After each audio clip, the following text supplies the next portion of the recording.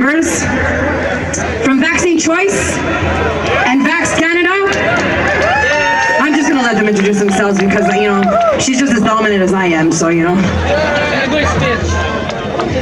Good afternoon, and thank you for coming out. This is an awesome crowd. My name is Giselle. I'm with Vaccine Choice Canada.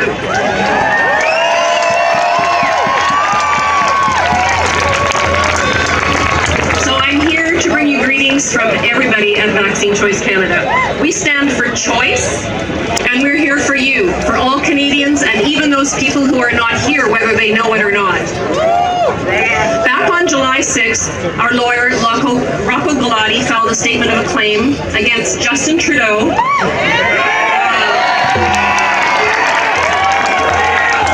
against Doug Ford, against Theresa Tam,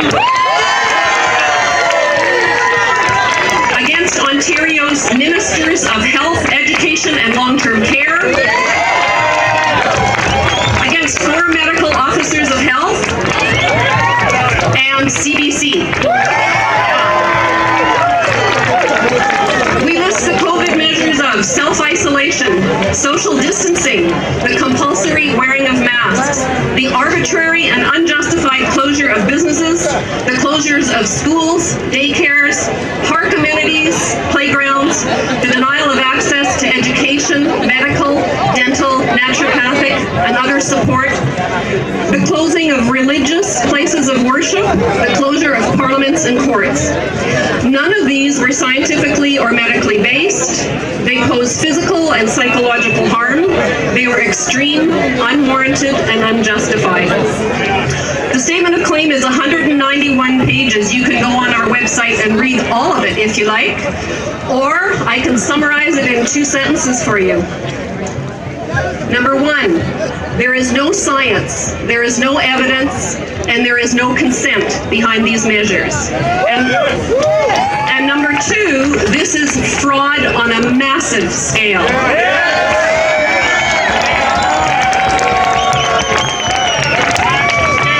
Our lawyer, since filing, has been so gracious to do countless interviews for us from across Canada and internationally, and he would have loved to be here today, but he had other obligations. Beyond that, he is collaborating now with constitutional lawyers from other countries wishing to take legal action against their own governments. So I'm proud to say that Canada is leading the way in this legislation. Rocco Galati truly is a godsend. So while we wait for their statement of defense, we will file an injunction against the mask mandates. As more time passes, the more insane are these orders. Will they mandate next masks for outside, for daycares, for our homes? But legal action is only one means of resistance. It's an important one, but it's only one. And the awareness is growing. The more egregious their orders, the more support for our resistance. The more tracking and tracing, the more support for our resistance. And the closer we get to that warp speed vaccine, the more support for our resistance. So I encourage you to continue to build a community of freedom fighters around you, because we really need each other. In the last few months, we have seen the rise of many courageous warriors. I could point to several of them here. But we need many more, so I encourage you to go back to your communities and be that courageous warrior for your children and for your grandchildren. Show them that freedom is worth fighting for.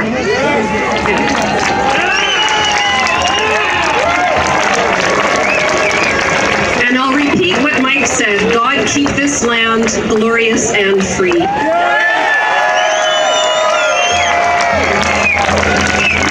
Oh, Canada! Woo! Look at you guys! And look at you, Vlad. I am so proud and filled with gratitude to be here today. I am beyond humbled to be able to be with you all in this moment in history. Today is a day that will be in future history books as we all come together as one Canada.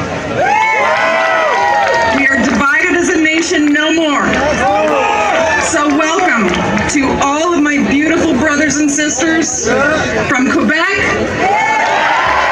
First Nations, and Ontario.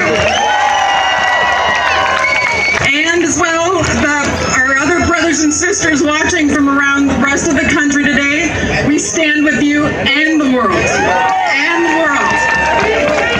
Okay. For those of you that don't know me, my name is Amanda Forbes. Some of you know me from Vax Canada. But today I have the honor of not only representing the Vax team, but the Children's Health Defence Canada. Please know Polly, Brian, the Vax team, RFK Jr., and the CHD team all stand in unity with us.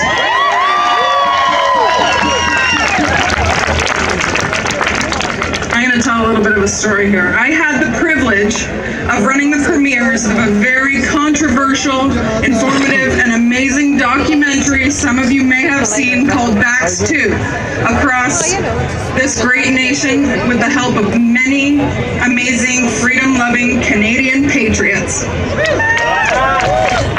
8 months ago, people were thinking very differently than they are now.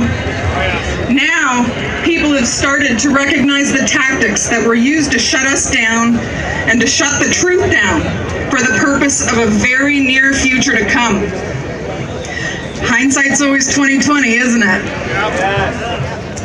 We had public health going into establishments and threatening to shut them down if they dared offer their facility to show our film. We had a group from out east taking advantage of and trying to weaponize the autistic community against us. Lower than low. We had the holier-than-thou government officials running smear campaigns every chance they had, and today you would recognize them as front and centers in the media during the coronavirus. But now we're starting to see why they were fighting so hard to keep people from seeing our film. Just 2 weeks after we wrapped up our screenings, did this virus make its way through our borders? Not likely, but. And just a week later, our Ontario government decided to push through Bill 188 after schools had only been closed for 1 week at this point. They rushed it through without public knowledge or input, which I'm pretty sure is a requirement here in Canada. It is. Okay, so what was I missing? I mean, kids weren't going back anytime soon, so why all the secrecy and why all the urgency of 3 readings and a royal assent in 1 day? I'm pretty sure you can add it all up, though. But what is Bill 188, you may ask? It basically strips you and your children of privacy under the Public Health Information Protection Act. The same bill allowing police to obtain your private health records to determine your coronavirus status. Think about that. Access to your children's records in school and out, as well as yours. So some may think that sounds innocent enough, but when you tie in the Emergencies Act, the Quarantine Act, and more specifically, the Health Protection and Promotions Act, Section 35 to be exact, allowing a public health officer to have you or your child detained by order of a judge for up to 6 months. Now, if that's not enough, let's add on the little blurb updated by the CDC on July 21st, 2020, explaining how in case of an emergency, you should be packing extra medication, clothing, food, toys for your children to go to school, just in case they're separated from you for the I know, but you can read through the wording, can't you? Now it becomes terrifying, doesn't it? I've heard from many teachers about how they would never let that happen, and believe me, I trust cost you 150%, but I'm here to tell you it won't be up to you at or by that point. It will be done by the unelected officials spouting orders on public health officers to do the dirty work. And that's just the PG version. I haven't even begun to talk about the quarantine centers being established right now. Not convinced? Look up a company by the name of Onyx in Alberta. Or the situation happening in Regina, Saskatchewan right now. Unmarked vehicles picking up people in the night and taking them to quarantine rooms at the Ramada Hotel after testing negative. Boo. So it's coming, folks. You know it's trickling. You gotta keep your ears and your eyes open and your boots on the ground. So once again, I'm gonna say it louder for the people in the back. Do you still think this is about a virus? Out of curiosity and a show of hands, who here has plans to get the coronavirus vaccine? Wow. Who here doesn't have plans to get the coronavirus? Wow. You guys are awesome. Okay. Is anyone undecided? Yeah? No? Yeah? Okay. Give them all the churro! How have we managed to become so fearful of our own critical thinking that many of the population would willingly put their faith and trust into a vaccine that, number one, bypasses the proper protocols of safety testing by skipping animal trials altogether, which makes you the guinea pig, by the way. Number two, allow anyone to put a brand new mRNA technology into their body without batting an eye. As the mother of a vaccine-injured child, what I can tell you is there's no way in hell. Hell no! Hell no! Hell no! Hell no! Hell no! Knowing what I know about this brand new technology and their DARPA gel, there is no coming back from this one, you guys. There is no detox for this one. This one wraps itself right into your body and takes hold. Yep. And Bill Gates. Are you kidding me? Not an engineer, not a doctor, not an epidemiologist, not a virologist, owns vaccine patents, owns vaccine companies. Vaccinate these guys! Yeah. Has named and killed over 30,000 girls in India with his HPV vaccine alone.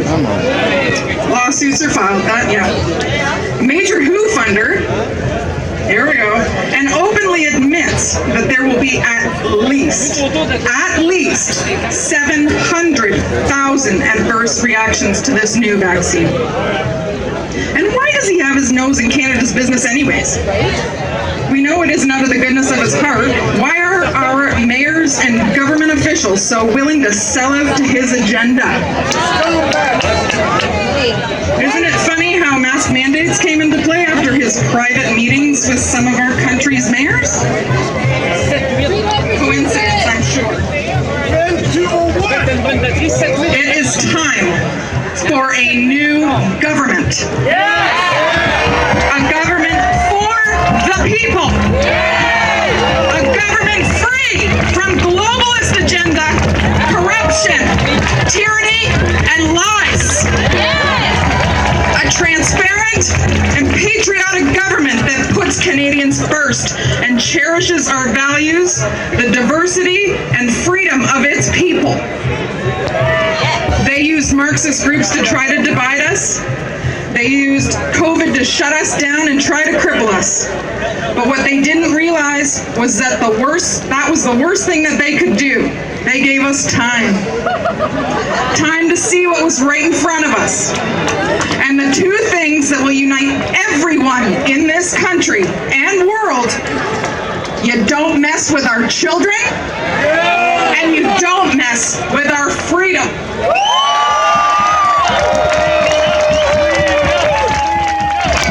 Today, I'm grateful for choosing choosing the right side of history. A side who researches to learn the truth rather than accept lies. A side that breathes fresh air without restriction.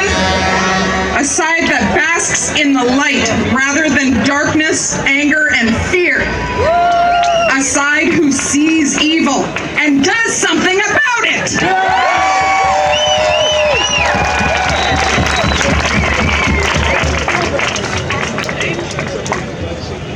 So join me in sending this message out to the world. Canada says no, and we stand firm. As I leave you today, the only thing I'd like to say is, if you would like to donate to the legal challenge being led by one of the most fiercest Canadian patriots I know, Mr. Rocco Galati, please do so by visiting vaccinechoicecanada.com. And once again, Canada says no, and we stand